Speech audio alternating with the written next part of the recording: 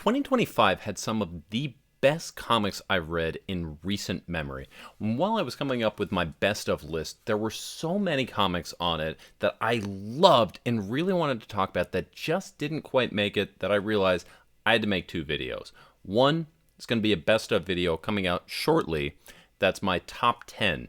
The others are books I absolutely love that for whatever reason didn't quite make the list, but I think are absolutely worth any of you reading and need to be talked about. So, I'm Bunkmaster B, and today we are talking about some of the absolute best comics of 2025 that weren't quite the top 10. First off, we've got a familiar character in a very new situation with Mickey Mouse and the Amazing Lost Ocean.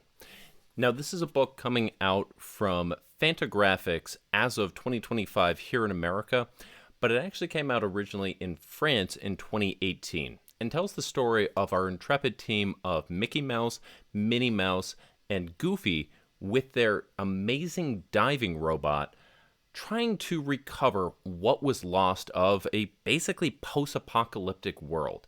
If this is a new situation that you're hearing about for the Mickey Mouse characters, well, it feels that way. Along the way, they're going to run into their main rival, Pete, and we're going to see some alliances kind of twist and go. We're going to see friends become enemies, enemies become friends.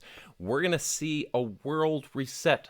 We're going to see an underwater wonderland with a diving robot change into a lush forest. This is one of the most, if not the most beautiful book I read all year, with an art style that the closest thing I can honestly come to is Black Sad. It's not that same painted style. I believe this one is colored with computers, but it feels similar to that. And honestly, it is going to be just a beautiful, wonderful ride that you're going to have along the way. The only slight knock I have on this is, one, this is a European album, so it's only going to be about 60 to 70 pages. It feels a little short for how grand this adventure is. The good news is the book is very, very large. To kind of put this in perspective for you, you can see way larger than a standard comic, and honestly, it uses the page real estate really well. So it feels longer than that 60 to 70 pages, but it does still feel a little bit short, which makes it tough to put it a favorite and number one on a list against so many great series. And two, this may be just me, but as someone who knows Mickey primarily through the American situations that we get and not the European adventures, a post-apocalyptic setting feels just a little strange for my guy Mickey, Minnie, and Goofy. But make no mistake, you will love every second of this adventure, even if it doesn't feel totally familiar. Love this book. It absolutely deserves to be read, just maybe not quite a top 10 of the year. And we go from a familiar IP to a sequel.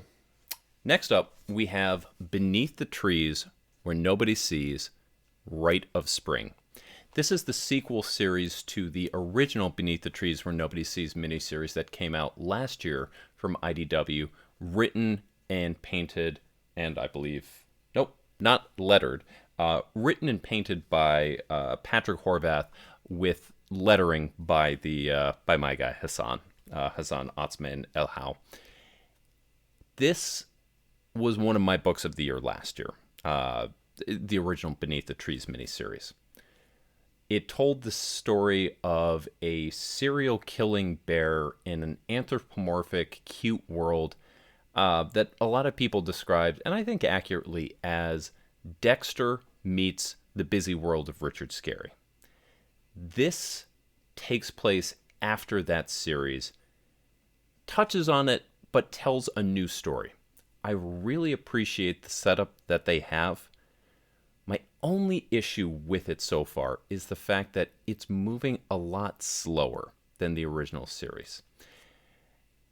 To put it in perspective, one of the things that made the original series so great is the drastic tonal shifts that you would have between sort of the slow pace, methodical issues where Samantha, the main character, is sort of in her head trying to figure out what's happening, and then the scenes of brutal violence and the chaos that went there. It was sort of a lot of, slow, big impact that you'd see going up here, and you get these high intensity episodes, and then it sort of tail off from there. And you had a lot of that going to a climax, as a standard. Rite of Spring is very much a slow burn. It touches on the information that presumably you have from reading the first one, and it is still wonderful. If you enjoyed the first series, you're gonna love Rite of Spring. But if you didn't read the first one, I think you might be a little bit kind of tapping your foot on this one, saying, when are things gonna happen? I'll be honest, if you read and loved the first one, this is either one you're pulling in singles right now, just like me, or you're waiting for the trade paperback to come out. Either way, it is absolutely deserving to be read. It's some of the best comics coming out right now, but doesn't quite hit the highs of the first series. Next up is a book I tried so many ways to finesse my top 10 to get it onto there, and I couldn't quite get it. And that makes me sad, because this is absolutely one of the top books of the year, and that is Out of Alcatraz, coming out from Christopher Cantwell, painted by Tyler Crook, being published by Oni Press. This is... I always want to default to say historical fiction, but I don't think that term is exactly right. Historical fiction, I typically think of what if blank. And it sort of changes an event in history and then writes a story from there. This is more of a, hey, remember when this happened? Whatever happened to those guys' stories?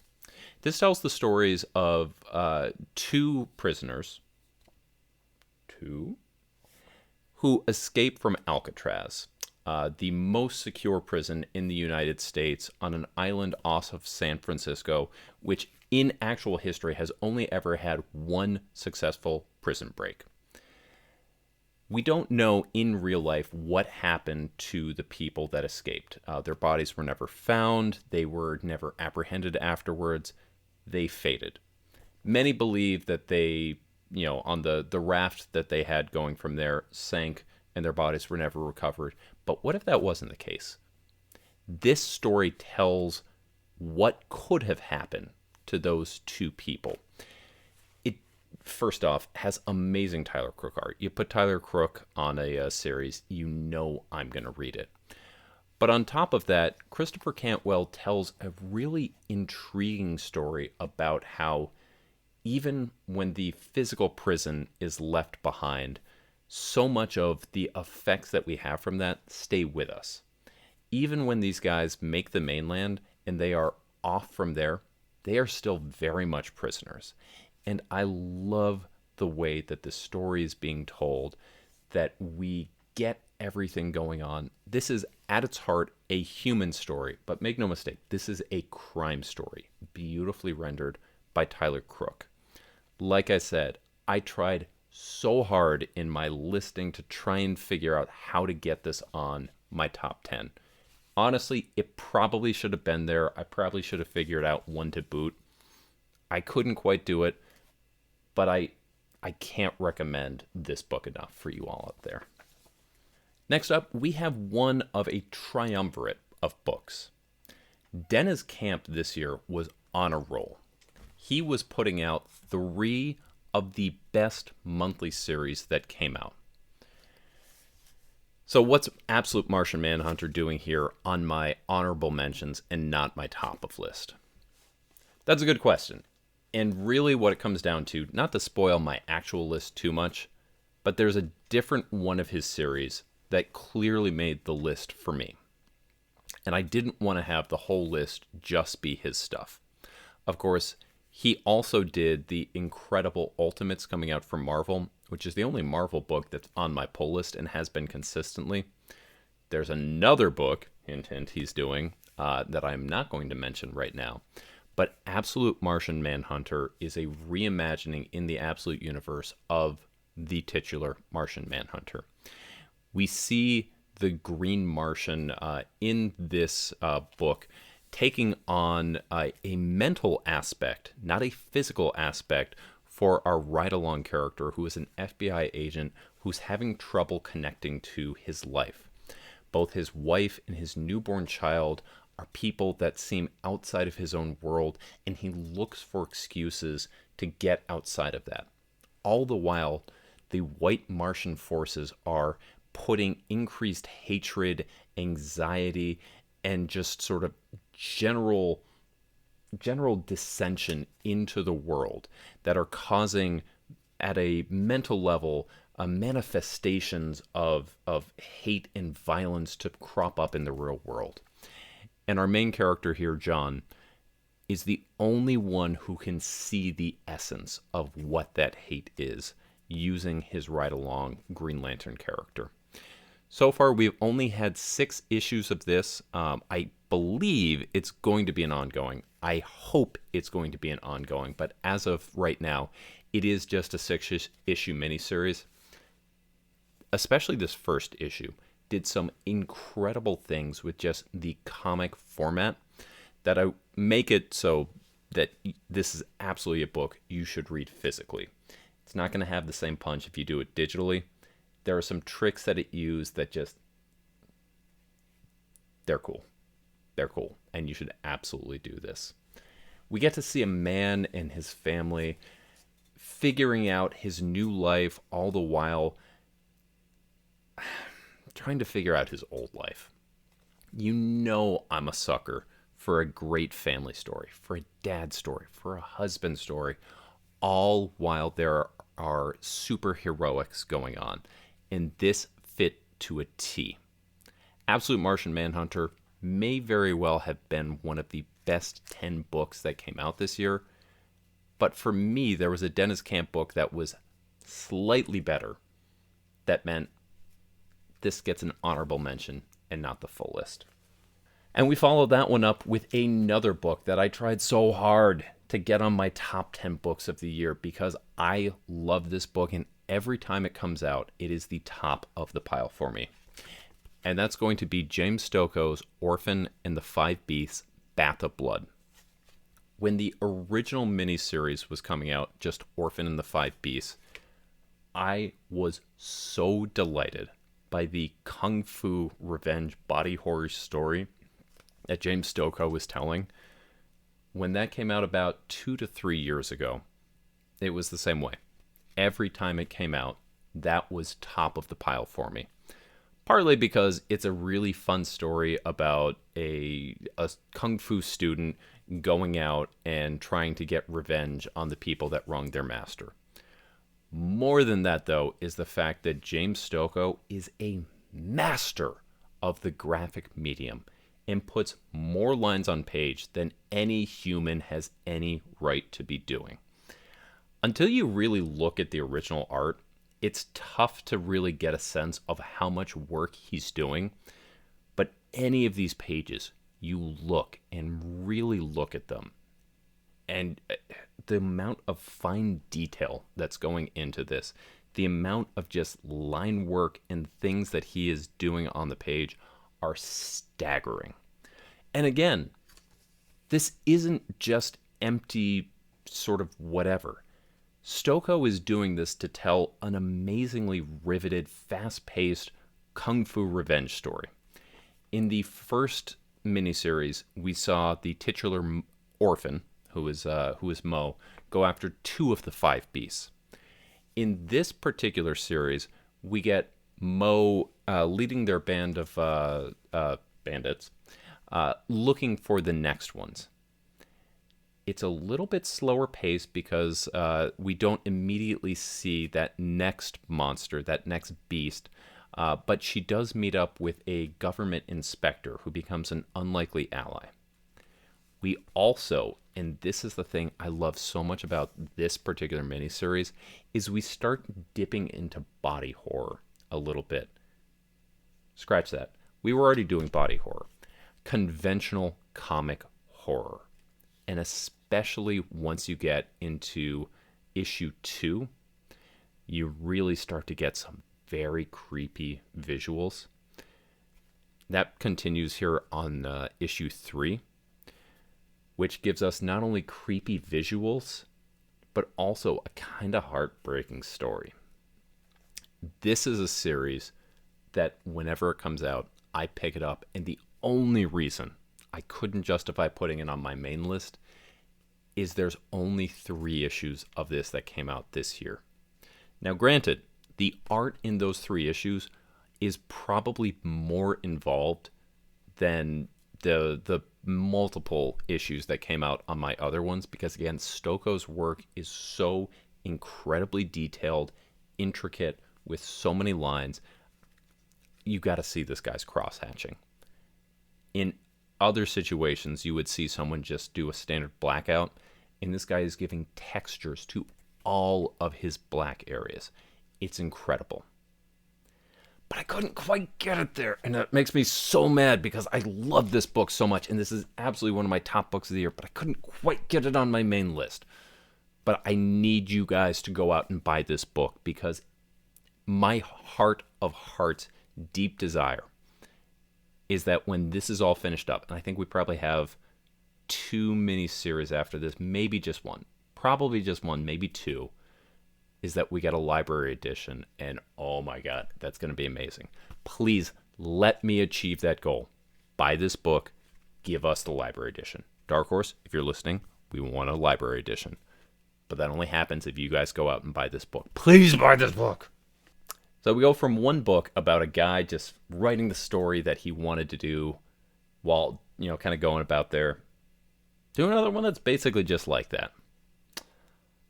I will be honest, this is probably going to be the only video that you will see this book crop up on. And that's not to give myself any sort of pat on the back for my indie cred or anything like that.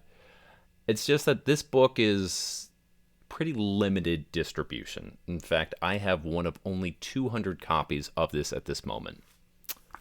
And that is Bubbles Grunter, Intergalactic Porn Star Bounty Hunter. Now, this sort of ridiculous could only come from the mind of Ben Templesmith. If that name doesn't ring a bell, it's because you're probably under the age of 40. Templesmith was a guy who was actually pretty big in the early to mid 2000s. Helped create the modern horror comics boom that we see as the artist on 30 Days of Night, was the artist on books like Fell, and has really been a veteran of the medium. But in recent years, he has turned to self-publishing just the books that he wants to see. And I have to tell you, there are no books like this on the shelf, at least that make me smile so much as Bubbles Grunter. What we see is basically an intergalactic story where there is one planet that is... It's painted a little bit utopian, where it is free love, porn for the entire galaxy is produced, and you just sort of, people are paid what they're worth, and they own some degree of what they make. It's very idealistic. And then there are some deeply moralist forces that come in and they say, no, no, no, we can't have that. And they go and they blast up that planet. And our titular Bubbles, was off-planet at the time, along with some of her co-stars. The planet was destroyed, and she goes out seeking revenge on the forces that did it. What follows is just a ridiculous, idealistic hunt of the forces that just want to go out and live their life the ways that they believe they should be able to, against forces that want to tell other people how to live their life. It's very silly. It's not a porn comic, despite what's in its name. It is, I would say there are certainly some sexual themes to it, as you might expect from the name on it. It's not a porn comic, but it is just outright fun ridiculousness. If you've ever read a Ben Templesmith comic, you probably have an idea of what's coming, and It's just sort of the most self-indulgent, fun comic. I want to put what's on my brain on the page. It's great. I can't recommend this one enough. If you are someone who likes to turn your brain off and just go into some fun. I mentioned before, it is limited. This is the advanced edition that's come out right now. I have issue number 34, which happens to be my lucky number, out of 200. So at present, there are only 200 copies of this book. Ben does plan to continue the series and wants to do more. This was more of sort of a proof of concept that came out this year, and what a concept it was. I can't wait for more of this. I can't wait for bigger editions. This was so fun. Also of note, he did finally come out with a new Wormwood Gentleman Corpse special. This has been super, super fun. I can't even begin to go into the concept of what this special is, except for the fact I will tell you, as it says on there, Leprefornication special. It is a holiday special for St. Patrick's Day and involves the word leprefornication. I'll let that one kind of settle there for you. Also of note, he finally finished a book 10 years in the making with his Little Devils book, which is a collection of 72 chief spirits of the Ars Goetia. I didn't know what that was. He was really excited about it. He started this back in 2015. It's really cool. As a big fan of the Shin Megami Tensei series, I love devil designs, especially from different sort of cultures and things that are going there. And this book is 72 particular demons written from this with the descriptions from the book. It's very cool. It's not a comic in the traditional sense. There's no sort of sequential storytelling that happens with it, but it's too cool not to mention. So Ben had himself a good year. I would suggest you check out those. I guess the theme of this sort of honorable mention list is a lot of books I thought were going to make their way onto my top 10 and just didn't quite make it. And the next one is one that I would have sworn up and down was going to be on my list of top 10. But it's not. It's Criminal. I love Criminal. You can't see behind me, but there's a whole bunch of Criminal there.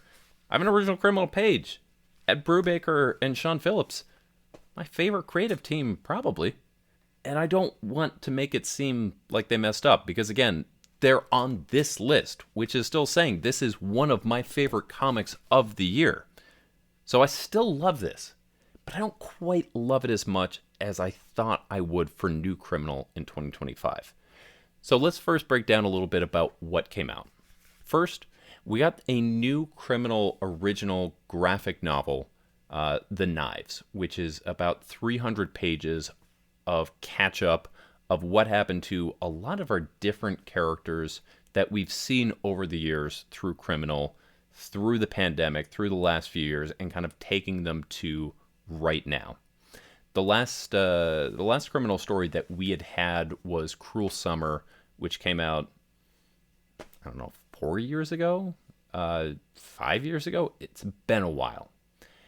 The Knives is sort of catch-up of everything that happened since then and is getting you acquainted with where the characters are now. There's some cool things that are happening there. We get some interesting intersection. A lot of people's favorite characters are going to be cropping back up for it. If you're a big Jacob fan, which I know he's one that resonates with a lot of people, you're going to be really happy with this particular book.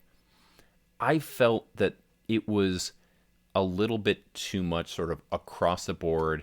Here's this character, here's this character, here's this character.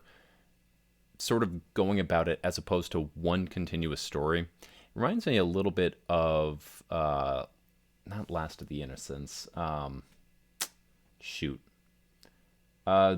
story that comes after Lawless, where you have the boxer, you have the singer, and then you have Sebastian Hyde, and it's how their stories all intersect. Can't remember what that's called, but that one, it's not one of my favorites because it does feel a little scattershot, even though they all kind of tell the same story just from different parts. This one is sort of that same way, where it feels a little bit like, here's this character, Now they crossed into this character in this way, and here's that character, and here's what they're doing. And then here's this character, and they're going. It felt like it was leading to a big climax, and that climax was resolved in about 10 pages or so. It was a pretty quick resolution. Again, these seem like complaints. I loved that book. I loved Criminal. And then we also had Giant Size Criminal, which is shown here as number 1. I can't tell you how happy it made me that this book is printed on newsprint. I opened this up, I felt that, and I was just so excited. This is going to be a story of Ricky Lawless, one of the Lawless brothers, messing up a job a little bit. And it was a cool one-off, but it really also felt like it was a story to try and position him for the next one. It felt like this was the story to get Ricky into the next story. And there's no shame in that. Again, when you've been, haven't been writing the series for the last 5 years, 5+ years, you need a little bit of catch up. But I will say, I think 2026 is going to be a stronger year for Criminal than 2025. Loved what we got. And again, this is one I was going out for. But it felt like they were trying to cover 5 years of comics in one graphic novel in one single issue, instead of telling a concrete criminal story. But we're going to get there, and it's going to be good. Next up, we have a book I kept trying to get rid of. Teenage Mutant Ninja Turtles by Jason Aaron was a comic I did not plan to put on my pull list. In general, if it's a big name title from a big name publisher, I don't feel like I need to support it monthly. I am someone, as you can see right here, who primarily reads through collected editions. The singles that I read, I tend to try and put on smaller series that need that monthly support. TMNT by Jason Aaron is not that series.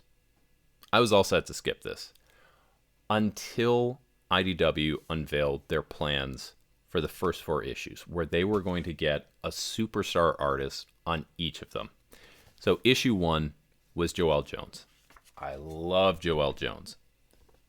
Of course, I'm going to buy this one.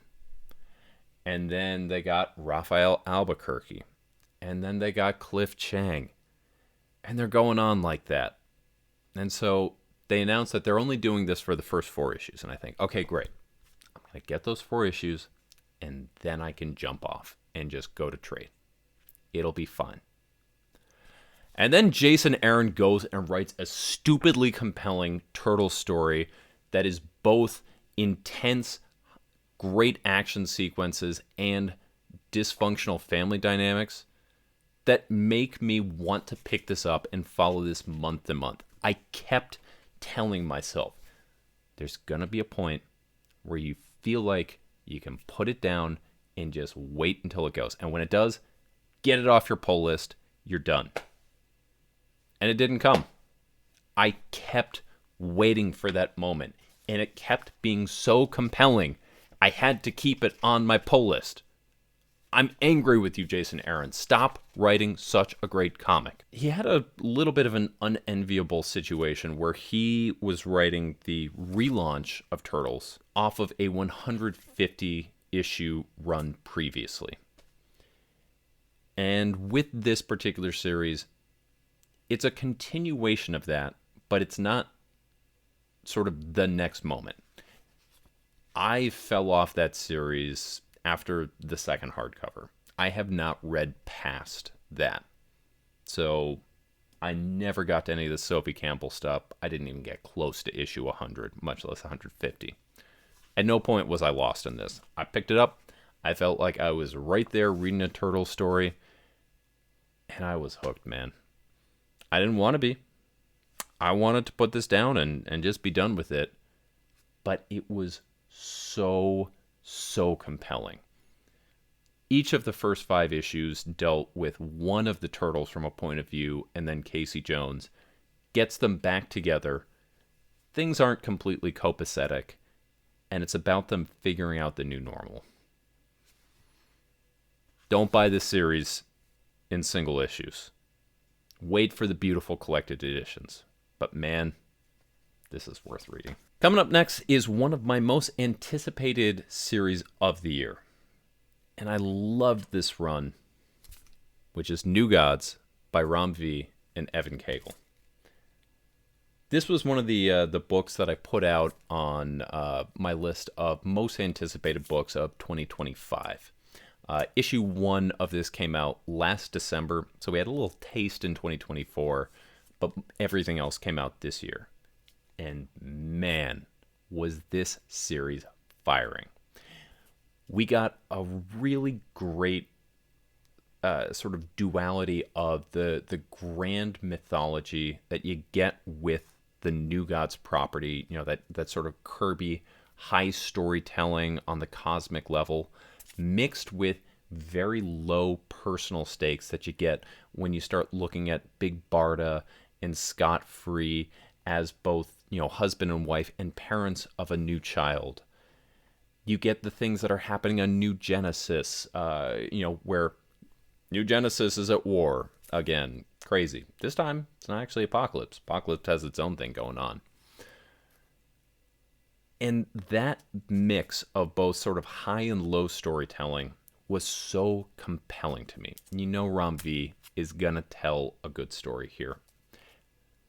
And Evan Cagle knocked it out of the park. They also did a really neat thing where they included a guest artist at the beginning of every issue who told a separate side story that went in with it. And typically their art style was very different from Evan Cagle to make it very clear that this story was told separately from the main past or something far away from where we were looking at.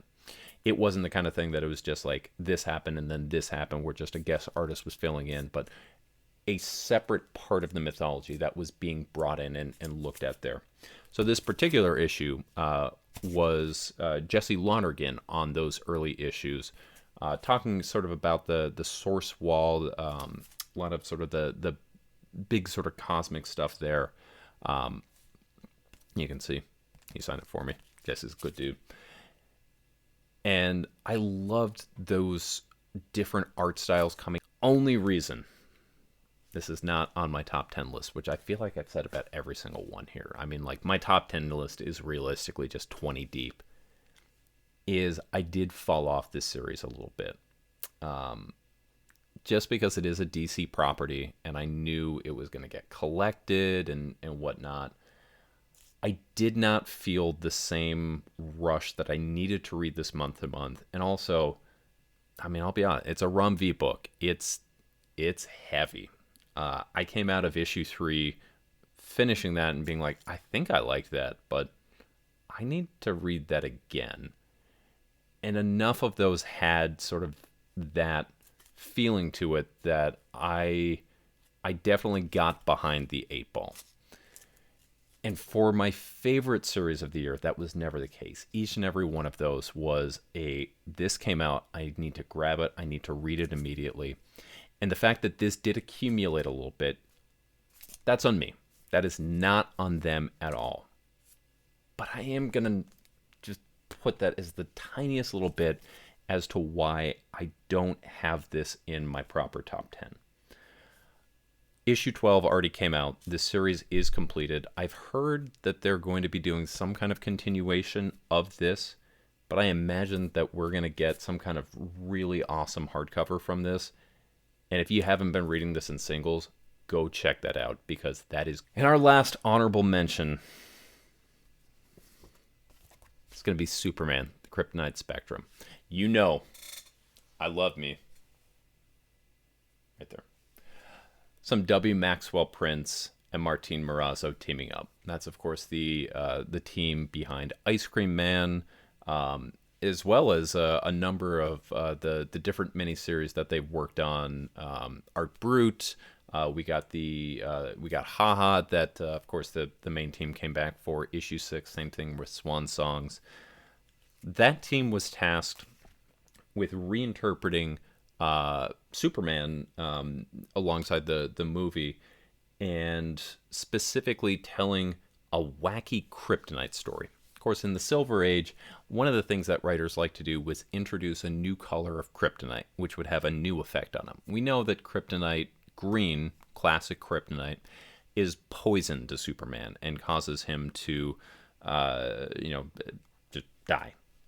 But then they started introducing more and more colors here.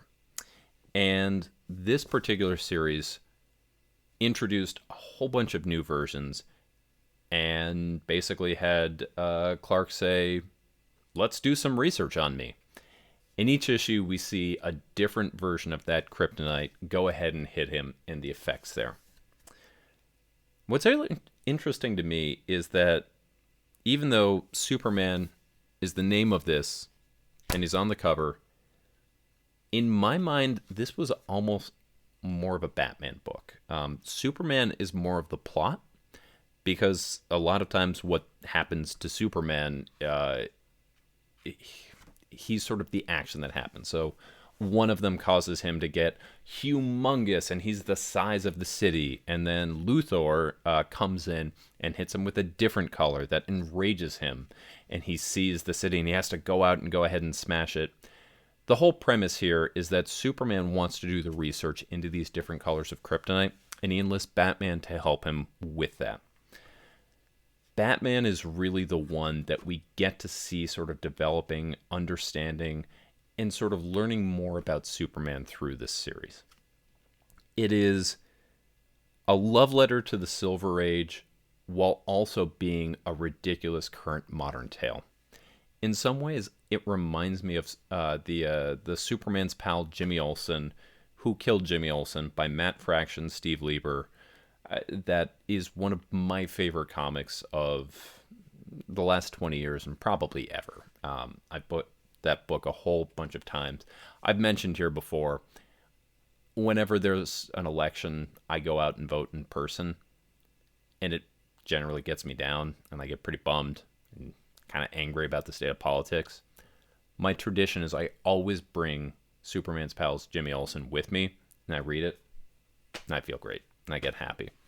This isn't quite that effect on me, but it is that same sort of idea of celebrating the wackiness of the Silver Age while also showing it reverence and telling a great modern story. And of course, it's W. Maxwell Prince. You're getting that wackiness. You're getting some social commentary going on with it. You're getting some deep meta going on. It's everything you'd expect that particular team doing on there. I don't think it's quite as good as sort of their creator-owned stuff that they get to do. It's awesome that they are working on a Superman title, and I'm so happy for them. But I do think those shackles limit them a little bit from what it would be otherwise. But this particular book, issue 5 just came out at the time that I am filming this. There should be a collection coming out shortly, and I think a lot of people are going to read this and just really enjoy it and feel the weirdness that comes through it. And those were my 10 honorable mentions for books of the year in 2025. I hope, if you've stuck around this long, that you get the sense of how much I love these books. These were all books that I can unequivocally recommend to anybody out there, and I think you will leave enjoying and loving them, regardless of your tastes. But they just couldn't quite crack my list. Those books are going to be coming shortly. So for now, without telling me what your top 10 are, I want to know, did you read any of these books that are on my list? And if so, do you think I'm crazy for not putting them in my top 10? I'll be honest, I kind of think I'm a little crazy for it. Also, were there any hard omissions for you when you were thinking of your own list? If that's the kind of thing you do, please let me know that down below in the comments. But with that, I've been Bunkmaster B. You all have been amazing. And I've got an actual top 10 list I need to make. See ya.